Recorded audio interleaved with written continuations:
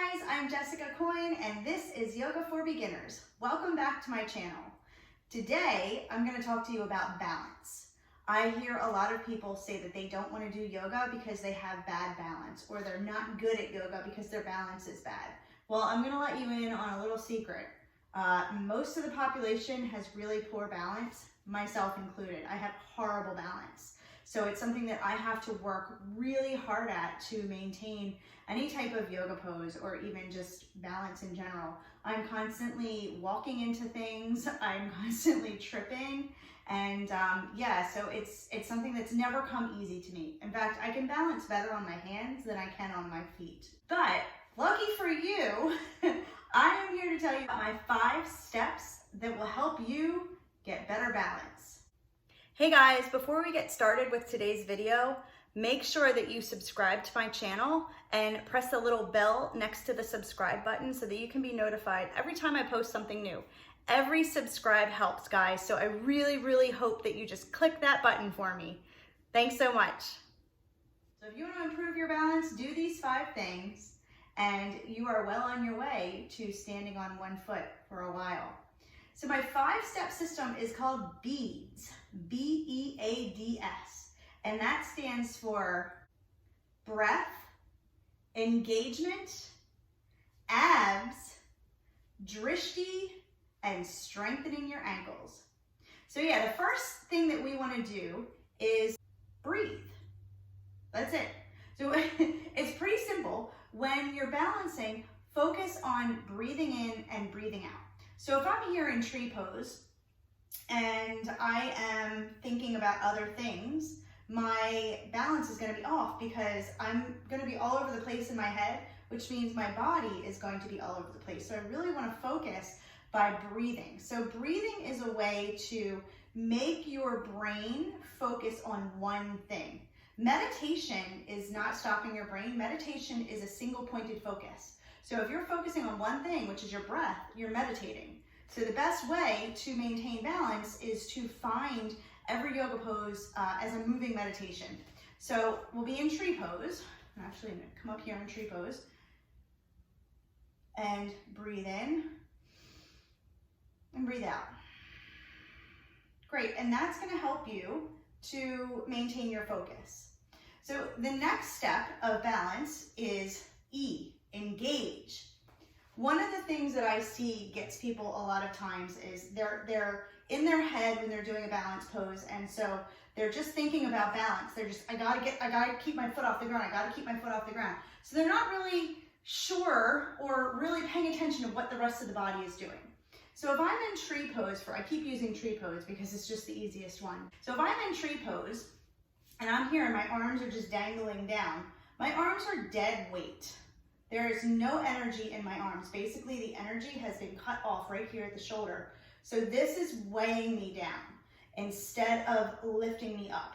So what I mean by engage is to engage all of your muscles. Reach all the way from the biceps, the triceps, the forearm, and all the way out through the fingers. Engage every one of these muscles because it's lifting you up rather than weighing you down. Another example is when people are in warrior 3 pose. They want their back leg lifted and their back leg is just kind of out here like this. So see how my leg's bent, there's no engagement, the muscles are just kind of loosey-goosey. So this is creating a bad balance situation. So what I want to do is, I'm going to bring my hands to my heart so we don't have to focus on my hands for right now. I want to engage this back leg like I'm trying to kick against the wall behind me. So you're looking forward, you're engaging all the way through that foot. So instead of this foot weighing you down, it's lifting you up. So engage that muscle. Engage every muscle. Another example I'll show you is dancer pose. So if you've just got this arm reaching up to the sky, you're going to it's dead weight. So this is pulling you forward. So you're going to have to work harder to keep your balance. If you reach, then you're engaging all of those muscles. Another thing here to engage is the toes. Push the toes out wide. Really spread them so that you're using every single muscle in your body. The more muscles you use, the easier it is to stay upright and stay on one foot. So that's the engage part. The next part is A, abs. You want to use your abs every time you're standing up, basically, because this is your stability. This is where all of your stability comes from. This is your powerhouse of muscles. So we've actually got this muscle inside, underneath of the six pack, underneath of the obliques. You don't see it, but you feel it whenever you're moving. It's called the transverse abdominis muscle. It's a nice fancy name for a muscle that wraps all the way around. It kind of looks like one of those big wrestler's belts, but it's inside your body, and the stronger it gets, the more it pulls you in. So it's gonna pull you in and lift you up. So when you're balancing in a balance pose, obviously in a balance pose, you're going to come into your pose and pull the belly in really tight. So I'm gonna show you from the side. This is me not engaging my core. I'm not as stable as I could be. And now I'm gonna reach my arms and I'm gonna engage my core. I'm gonna pull my belly in nice and tight. And this is going to help me to maintain my balance longer. So really engage your abs. All right, the next one is D for drishti. Drishti is a Sanskrit word for focal point. So this is not just where you're looking, it is where you're pouring all of your focus, all of your energy. So your drishti is your gaze. You're looking at something unmoving in front of you and you're focusing all of your energy there. So let everything else fade away. And once you're in this balance pose, if you're looking at your drishti point, something out in front of you, non-moving, the smaller the better, that is going to give you an incredible amount of focus. And if your mind is not swirling all over the place, it's focused, then your body is going to be still, just like your mind. So find a drishti point, find a focal point. And the last one is strengthening your ankles. S, strengthening your ankles. So the whole word beads. S is strengthening your ankles.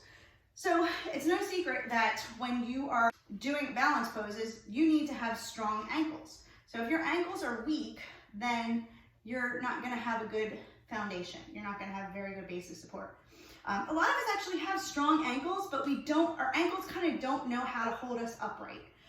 So it has to do with the neurons firing and being able to keep your muscles in line. So what you want to do is grab something squishy to stand on. So I'm going to use yoga blocks. If you don't want to use yoga blocks, you don't have them, you can use just like if you've got a squishy piece of foam or even a yoga mat you want to fold up, do that. And we're just going to stand on our blocks. So I'm going to stand with my entire foot on the block first. Now, if you have really bad balance, get yourself a chair, something to hold on to, because I want you to not fall. So as you're standing here, just stand. If this is easy, maybe bring the blocks closer together and it'll make it a little bit harder. Just stand here and you're gonna feel yourself kind of rocking side to side, back and forth. Those are all the neurons firing in your brain down to your ankles to say, hey, you need to be in this direction. You need to be upright. So straighten up. So as you start to tip, your brain tells your ankles to straighten back up. So you need to train that as well as strength. Now, if you really do have weak ankles, get yourself something to be stable on. And you're gonna take your feet so that your toes are on the blocks, but your ankles are off of the blocks. Just like this. And then here, if you need this chair, rest your fingers on the chair. If you don't, maybe hands at your heart, and you just start to lift and lower. Maybe bend the knees and come up, bend the knees and come up. This is going to help you strengthen the ankles. So this is another exercise that you can do, but be careful not to fall. So if you need to, hold on to a chair and then come down. I say to do this every single day if you can, just a little bit. It's gonna help you balance in yoga, and it's gonna help you balance in the real world when you're just walking around.